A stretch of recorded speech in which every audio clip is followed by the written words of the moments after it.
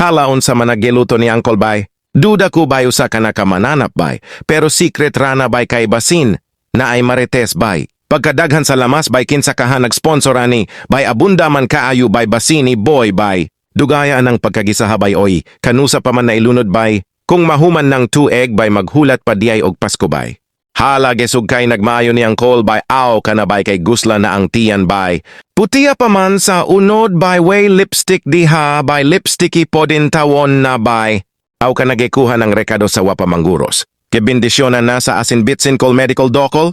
Ngano man nagipunan man na og bitsin buslot jud ng inyong sin. Kanasug kaya jud bay para di malanay og gikuha ng tiyo ang tuyo na secret weapon sa hapon. Natuman na jud ang among pangandoy na mupula ang okoy, aw hapit na jud na lutukay na upos na solo. Ayaw kahadlok diha kuya butangi ka nagpinya, para muhumok ang utok na sigig hinoktok o kaya nakol kay di man kapong kol joke rakol dili ni bansikol. Imong giloto kol, wanakol luto nanakol oy gutom na kayo mekol, haunan nanakol. Mao ni finished product by makalibog jud siya by mura siya, kanding kabayo, ero iring elagatawo onggoy putsukan tanga uhipan. Og nagkalain-lain kasi sa mga malang mananap.